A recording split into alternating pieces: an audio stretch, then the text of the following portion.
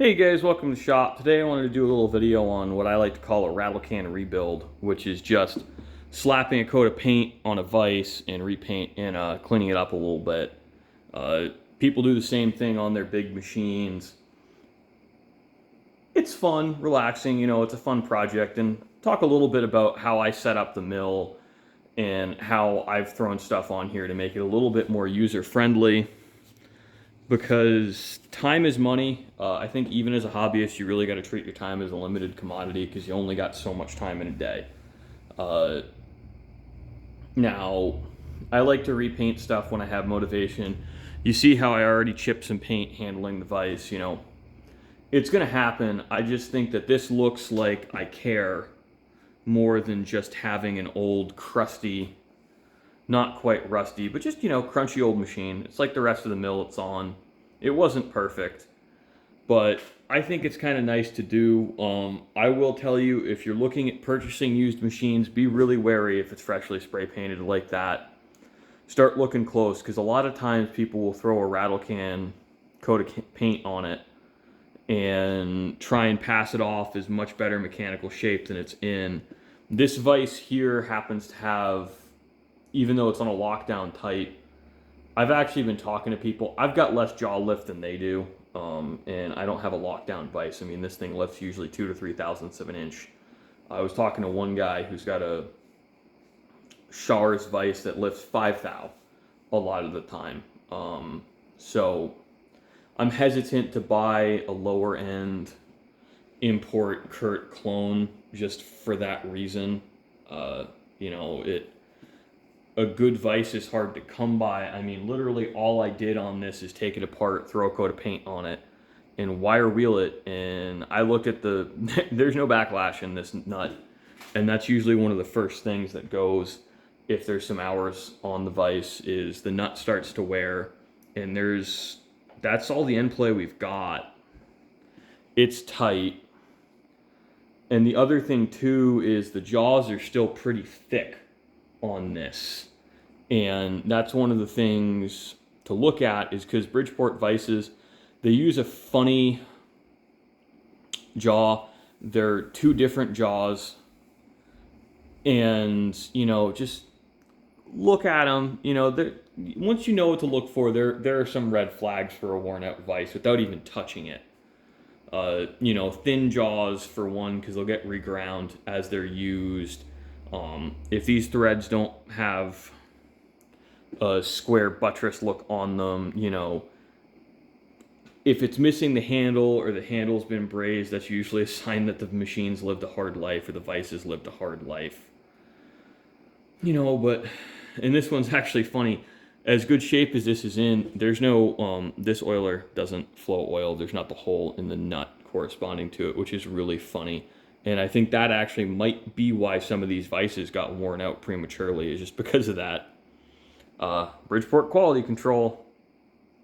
But going back to the machine, that little box in the back, I like to have that so I can figure out what tools I need. I always keep my 3/4 inch wrench for the drawbar. I keep a hammer on the machine, and I keep my vise handle.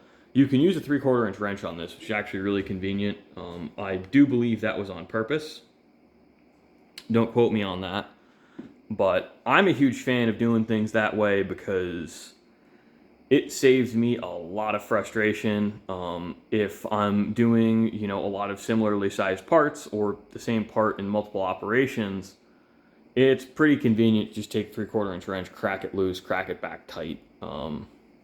These guys are not, they have their problems. I mean, this thing does not open very wide. I think it only opens to about 5 inches and change. But holy balls, is this thing rigid. It is stiff. And that's one of the things I do like about this vise, is the vise is not your rigidity issue. When you're cutting in the y-axis into that fixed jaw, just pulling the table this way, I'm sorry to say, but you're not deflecting that, not on a Bridgeport. I think the head deflects before the vise, just because of the way the leverage and such is. I think these are pretty good vices for what they are. Are they perfect? No, but they work. And if you're willing to put some practice in and you don't have a hole, so use an Allen wrench just as a pointer. You can get a hole worn right here from a parallel sitting there. If you don't have a hole there, they're plenty accurate. Especially in a manual machine where it's kind of expected that you're going to have to hit it with a hammer a lot. Now, would I like an OG Kurt Vise? Heck yeah, I would, but you don't really need one. Now, back to kind of machine setup. Sorry, I have a soft spot for these vices. They're what I learned on. I think they're really beautiful aesthetically, and I think they don't really hold me back, at least from making decent work. I think that they do make it harder, but you can do darn good work on them without a lot of trouble. Now, back to the machine. So I like to keep my 1 1/16 wrenches because that's the size I need for my T-nuts and also for the bolts to tighten and tram the head, tighten and loosen the head. Now on the digital readout, I keep collets down here. Now I'm kind of thinking about moving those because they do get chips blasted on them.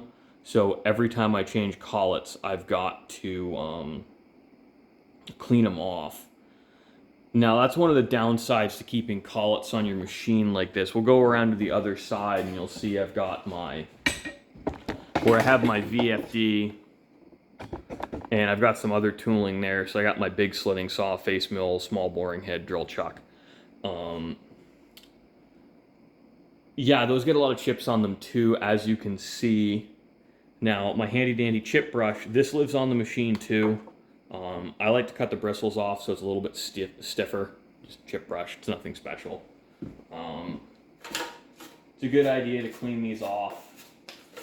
And as messy as this machine is, this mess is probably like 10 minutes of work, actually, all these chips, maybe 15. When you're really slinging chips on this, I'll fill up a 5-gallon bucket pretty easily just off the mill in a day. You know, I know big shops will use a snow shovel. Frankly, I've been getting away with a broom and dustpan. You know, it's just the cleanup on these when you're really removing material is unbelievable. And machines make a mess. I think mills are probably the worst about it. With a face mill and aluminum, this thing will launch chips into low Earth orbit. And that's just something good to remember. But also, I think it's good to discuss on this. I don't use a swivel base on my vise. I have one, and I'll go grab it. Just because not every Bridgeport vise gets sold with a swivel base. I think it's actually more common that they don't get swivel bases out in the wild. So it might be interesting for us to take a chance and look at it. And I think I'll clean up the swivel base too, just so it looks nice. And I will say, the grinding on the Bridgeport bases, this thing's my cutting oil too. So I always keep cutting oil on the machine.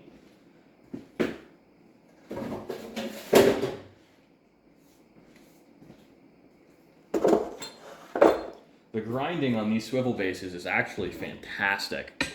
On my surface plate, this thing's paralleled within, you know, 0.5 thousandths, which for a mass production and also older machine tool, that's really good. You see here, it's just, I think what I'll do for this is actually hit it with some Marvel Mystery Oil, because that seems to do a really good job softening and loosening everything. But you see we've got our graduations on here. So these are keyed. I put the keys on my vise actually, because I do like to have a keyed vise. It makes me feel better. I know a lot of people in a lot of shops prefer to have no keys for the T-slots on the bottom of the vise. Personal preference. I know where I stand. because that's what I like. You see we got a little rust on the bottom, but overall not bad. So those are the spots for your keys. And now you do need those whether you like them or not on a swivel base. Otherwise the graduations aren't accurate. So where is it? I'll have to actually go looking for it, but you have a mark on the side of your Bridgeport vise. And if I recall, I'll have to look into it. I'm pretty sure it lines up on the back of the T-slot pocket is what you're supposed to use as your pointer. And what I'll probably do, because I've used this twice since I've owned this mill, which is why it's in the shape it's in. It just hasn't been getting the love it deserves, really.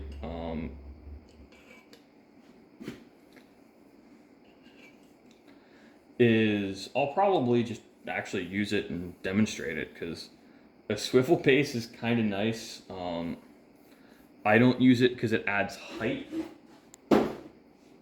And as a taller guy, I really do prefer to have my vise close to the table. I think you lose some rigidity too with it, but that's less empirical and more just how I feel. See, this Marvel Mystery Oil actually works pretty good to clean stuff off. Just as it is. I'm a huge fan of the product. I think it's good and it's cheap. And it smells decent too, which is nice. I use it a lot as penetrating oil just because it happens to be so inexpensive. And I think your dollar goes farther with it than it does with a lot of the kind of more recently developed stuff like PB Blaster or Seafoam Deep Creep. I like a lot. Actually, so there was this guy, I used to live up north, and there was this guy, Roy, who was kind of a notorious creep, and I was at my buddy's, who's a mechanic up there, and we were talking about it and laughing about it, because he was telling me that this guy, Roy, you know, had been hitting on his cousin, you know, grabbed her butt, stuff like that, you know, just kind of real creep stuff. And they had a wicked stuck bolt on one of their trucks. Like, you know, they had the things cherry red. They're still fighting with it, and you know, we're looking at it. He has this bottle of Seafoam Deep Creep.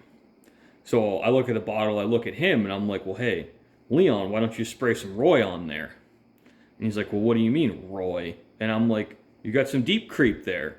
So I mean, Leon loses it because I've got a rather deadpan sense of humor, in case you can't tell. So Leon loses it, and he's laughing, and his son thought it was real funny.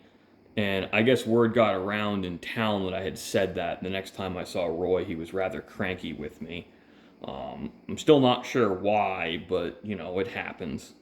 So that's my Seafoam Deep Creep story. I think for no other reason than that is just being able to say you're going to spray some Roy on something. I think it's a good product. It does work fairly well. I just Marvel Mystery Oil is slower, but it's so cheap I don't care, and I use it for a lot of other stuff.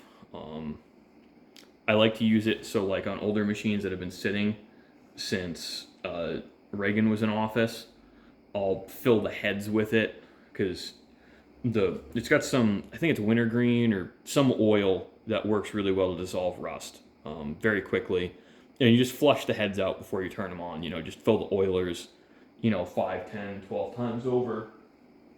Just keep cleaning them out. Just keep blasting that rust loose. And then you kind of flush them with some non-detergent stuff a few times and put the machines back into service. That's what I did with this. This mill's been pretty trouble-free. So thanks for watching, guys. I hope you enjoyed some story time in our rattle can rebuild.